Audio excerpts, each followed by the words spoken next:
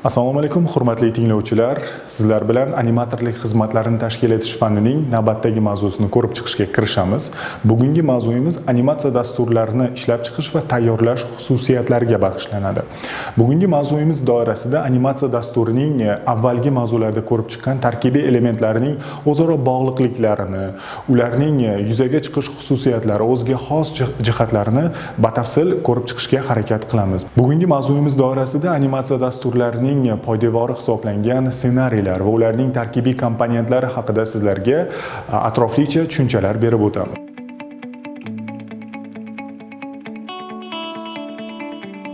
Bizga ma'lumki, ssenariylar ijodiy jarayon mahsuli hisoblanadi va ular ssenariy mualliflari tomonidan ishlab chiqiladi va ijodiy jarayonlarni tartibli amalga oshirish maqsadini ko'zlaydi.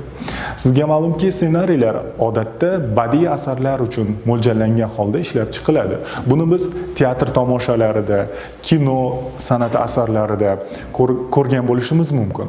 Va ushbu badiiy ijod mahsuli bo'lgan ssenariylar uni ishlab chiqayotgan ssenariy mualliflaridan, ssenariy ustida ijodiy faoliyat bilan mashg'ul bo'lgan xodimlardan o'ziga xos yondashuvlarni talab qiladi. Eng avvalo ssenariylar o'zi mo'ljallangan ijodiy jarayonning barcha qirralarini o'z tarkibida qamrab olgan bo'lishi kerak. Bu ssenariy masshtabi deb ataladi. Ssenariy ko'lami shu darajada keng bo'lishi kerakki, animatsiya dasturini barcha qirralarini o'z tarkibida qamrab olgan bo'lishi zarur. Animatsiya dasturlari esa bu tasdiqlanuvchi rasmiy hujjat hisoblanadi. Ssenariylar esa ijodiy mehnat mahsuli va ijodiy jarayonlarni tahlil qilish, rejalashtirish, amalga oshirish jarayonlarini kompleks ravishda qamrab oladi. Xo'sh, animatsiya ssenariylari qanday tarkibiy tashkil etuvchilardan, ya'ni komponentlardan iborat? Animatsiya ssenariylarining birinchi komponenti bu uning ishtirokchilari hisoblanadi. Animatsiya ssenariylari doirasida kimlar qamrab olingan? Ya'ni bizning maqsadli auditoriyamiz kim? Animatsiya dasturi, animatsiya faoliyati kimlar uchun mo'ljallangan degan savolga oydinlik kiritib olishimiz zarur bo'ladi. Bu animatsiya ssenariylarining ishtirokchilar deb ataluvchi birinchi komponenti hisoblanadi. Bundan tashqari, ikkinchi komponent animatsiya ssenariylarining subyekti bilan bog'liq. Ya'ni animatsiya ssenariylarini kim ijro etadi? Animatsiya ssenariylari doirasida rollar taqsimoti ham bo'lishi mumkin. Chunki bizda animatsiya faoliyati ba'zida teatrlashtirilgan sahna ko'rinishlari shaklida ham yuzaga chiqishi mumkin. Bunda esa biz turli xil oldindan rejalashtirilgan, taqsimlangan rollarni kuzatishimiz mumkin. Buni mana shunday teatrlashtirilgan tomoshalarga ixtisoslashgan animatsiyalarni biz asosan bayram tadbirlariga mo'ljallangan animatsiyalarda yoki turli xil mifologik ko'rinishlar, mifologik tarixiy shaxslarni yoritib berishimizda ham aynan mazkur rolli ijroga ixtisoslashgan ssenariylardan foydalanishimiz mumkin bo'ladi. Va ikkinchi komponent, demak, bu animatsiya ssenariysining subyekti. Animatorlar qaysi animatorlardan tashkil topganligi haqida biz ssenariyda oydinlik kiritib o'tgan bo'lishimiz zarur. Animatsiya ssenariylarining uchinchi va eng muhim komponenti esa bu animatsiya jarayoni hisoblanadi. Bu jarayon algoritmga asoslangan bo'lishi kerak, ya'ni mantiqiy ketma-ketlikka. Animatsiya ssenariysini yuzaga chiqarishda faoliyatimiz nimadan boshlanadi? Animatsiya ssenariysining kulminatsiyasi qaysi bosqichda yuzaga chiqadi va uning finali qayerda degan savollarga aniqlik kiritish orqali biz animatsiya jarayonini badiiy ijodiy nuqtai nazardan tartibga solishimiz mumkin bo'ladi. Demak, bu animatsiya ssenariylarining uchinchi muhim komponenti hisoblanadi, ya'ni jarayonni tashkil etish. Bunda biz har bir animatorning oldindan rejalashtirilgan nutqi, monolog bo'lishi mumkin, dialog bo'lishi mumkin, ularning mazmunini shakllantirib olamiz va uni oldindan rejalashtirgan holda tartibli rejalashtirsakkina biz animatsiya faoliyatini muvaffaqiyatli amalga oshirish imkoniyatini saqlab qolamiz va o'z navbatida animatsiya ssenariysi animatsiya dasturidan ko'zlangan bosh missiyani amalga oshirishga xizmat qiladi. Sizlar bilan keyingi rejani muhokama qilishga o'tamiz. Animatsiya dasturlarini ishlab chiqish va tayyorlash xususiyatlari.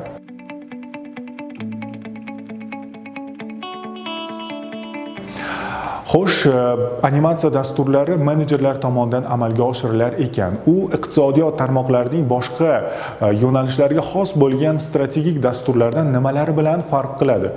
Birinchi farqi bu animatsiya dasturi iqtisodiy hisob-kitoblarga asoslanmagan. Animatsiya dasturi ijodiy faoliyatni tartibli amalga oshirish uchun mo'ljallangan dasturiy hujjat hisoblanadi va u animatsiya xizmatlarini tashkil etuvchi boshqaruv strukturasi tomonidan oldindan tasdiqlanadi va uning ijrosi nazoratga yo'naltiriladi. Shu nuqtai nazardan animatsiya dasturlarini tayyorlash, rivojlantirishning o'zigagina xos bo'lgan ayrim xususiyatlari mavjud. Bu xususiyatlarni sizlar bilan qisqacha ko'rib o'tamiz. Birinchidan, animatsiya dasturlarini ishlab chiqish jarayonida biz o'z xodimlarimizning ijodiy imkoniyatlarini to'g'ri baholay bilishimiz zarur. Ya'ni xodimga o'z ijodiy imkoniyatlaridan ortiqcha yuklamalarni taqdim etilishi o'z navbatida animatsiya faoliyatining muvaffaqiyatsizligini keltirib chiqaruvchi omillar qatorida yetakchi o'rinni egallaydi. Shu nuqtai nazardan qo'l ostimizdagi animatorlar jamoasining ijodiy imkoniyatlariga mos bo'lgan animatsiya faoliyatining dasturlarini shakllantirishimiz birlamchi xususiyat sanaladi. Keyingi xususiyatlarga to'xtalamiz. Animatsiya dasturlarini ro'yobga chiqarish o'z navbatida dastlabki xarajatlarni talab qiluvchi jarayon hisoblanadi. Bu faoliyatga kirishdan avval biz xarajatlar kalkulyatsiyasini ilmiy tartibda shakllantirib olishimiz zarur. Bizning moliyaviy resurslarimiz har doim ham yetarli darajada bo'lmasligi mumkin. Ammo moliyaviy resurslar cheklangan bir vaqtda animatsiya dasturining budjetidagi xarajatlar qismini qoplash uchun biz faoliyatni rejali tartibda tashkil etishimiz zarur bo'ladi. Bu animatsiya dasturlarini shakllantirishning ikkinchi muhim xususiyati hisoblanadi. Ya'ni xarajatlarni oldindan kalkulyatsiya qilib olish va o'z xarajatlarimizni animatsiya dasturining bosh missiyasiga yo'naltirish hisoblanadi. Animatsiya dasturlarini shakllantirishning navbatdagi xususiyati esa rentabellik tahlili deb ataladi. Har qanday faoliyatda bo'lgani kabi animatsiya dasturlarini amalga oshirganimizdan so'ng, ya'ni uning realizatsiya fazasidan so'ng biz muayyan darajada iqtisodiy naf ko'rishimiz zarur. Animatsiya dasturi shunchaki beg'araz ko'rsatiladigan faoliyat turi emas. Animatsiya dasturlarini taqdim etish orqali biz animatsiya dasturini taqdim etuvchi obyekt faoliyatiga daromad keltirishimiz zarur. Shu nuqtai nazardan biz har bir xarajatimizning bizga qancha miqdorda foyda keltirayotganligini rentabellik tahlili orqali doimiy monitoring qilib borishimiz talab etiladi. Bu animatsiya dasturlarini tashkil etishning uchinchi muhim xususiyati hisoblanadi. Demak, animatsiya dasturlarini shakllantirish va rivojlantirishning xususiyatlarini yana bir bor qisqacha sanab o'tamiz. Birinchi xususiyat bu animatorlar jamoasining ijodiy imkoniyatlarini inobatga olish zarurati hisoblanadi. Ikkinchi xususiyat xarajatlarni oldindan kalkulyatsiya qilib olish va animatsiya dasturini o'z moliyaviy resurslarimizga hamohang ravishda tashkil etish xususiyatidir. Uchinchi muhim xususiyat rentabellik tahlili ekanligini aytib o'tdik va ushbu xususiyatlarni kompleks inobatga olish o'z navbatida animatsiya dasturidan ko'zlangan maqsadlarni ro'yobga chiqarish, vazifalarni to'g'ri belgilash, bundan tashqari animatsiya dasturi yo'nalgan turistik guruhning qoniqqanlik darajasi bosqichma-bosqich oshib borishiga olib keladi. Bu galgi mavzuyimizning navbatdagi rejasi yangi animatsiya dasturlarini ishlab chiqarish jarayoni hisoblanadi.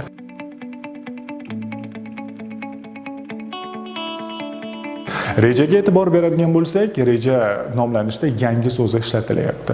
Har qanday animatsiya dasturi muayyan tovar yoki xizmatda bo'lgani kabi o'zining hayotiylik sikli fazalari doirasida amal qiladi. Ya'ni bu bozorga kirish, o'sish, to'yinish, chiqish kabi hayotiy sikllardan iborat bo'lgan faoliyat mahsuli bo'lganligi uchun ham biz animatsiya dasturlarining umri cheklanganligini oldindan aytib o'tishimiz zarur. Biz ishlab chiqqan animatsiya dasturi cheksiz muddatga mo'ljallanmaydi. Uni vaqt nuqtai nazaridan reglamentatsiya qilib qo'yamiz.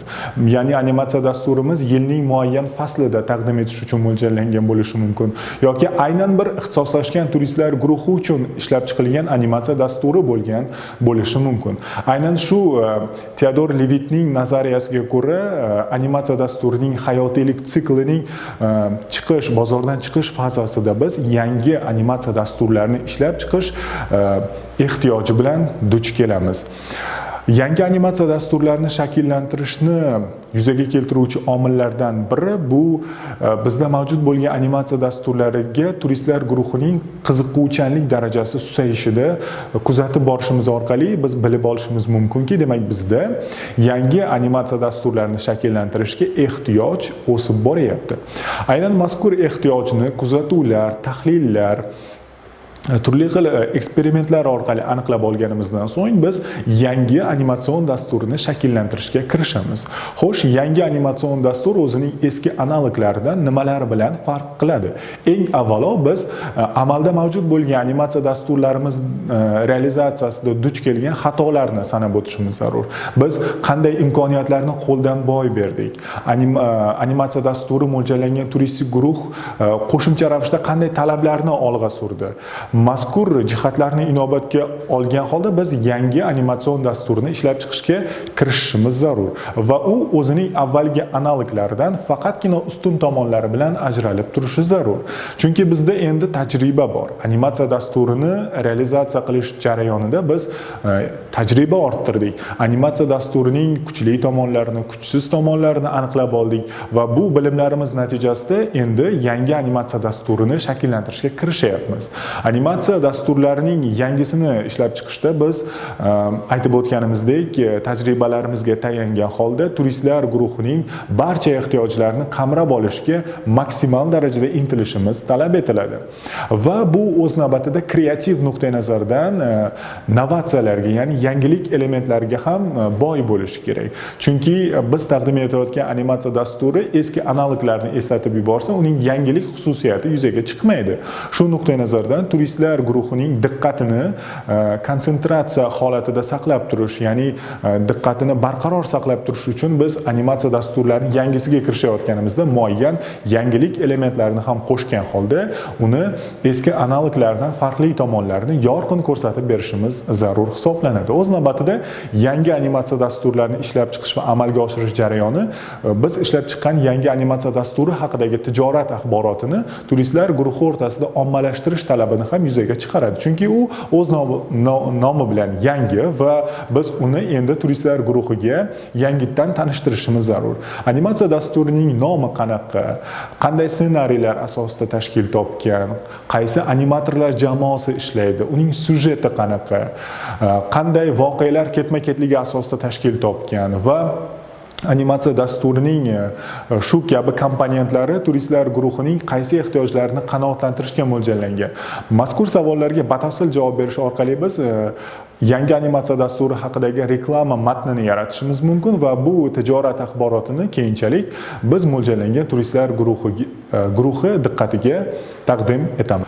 Sizlar bilan muhokama qilgan bugungi mavzuyimiz doirasida xulosaviy fikrlarni qisqacha umumlashtirib o'tamiz. Bugun sizlar bilan animatsiya faoliyatida muhim o'rin egallovchi ssenariy nima ekanligini bilib oldik va ijodiy mehnat mahsuli bo'lgan ssenariylarning tarkibiy tashkil etuvchilari haqida ma'lumotlarni taqdim etdik. Ya'ni ssenariylar qaysi komponentlardan iborat ekanligini aniqlashtirib oldik. Bundan tashqari, yangi animatsiya dasturlarini shakllantirishga turtki beruvchi omillarni ko'rib chiqdik. Bundan tashqari, yangi animatsiya dasturini shakllantirishning o'zigagina xos bo'lgan ayrim jihatlarini ko'rib chiqdik. Va aytib o'tishimiz kerakki, animatsiya dasturlarini ishlab chiqish, shakllantirish, keyinchalik rivojlantirish bosqichlarida qaysi omillarga birlamchi ahamiyat qaratishimiz kerakligi haqida ham sizlar bilan muhokamalarga kirishdik va o'ylaymanki, bugungi mavzuyimiz doirasida yetkazilgan ma'lumotlar sizni bo'lajak animator yoki bo'lmasam animatsiya dasturlari menejeri sifatida boshqaruv kompetensiyalaringiz shakllanishiga hissa qo'shadi. E'tiboringiz uchun rahmat.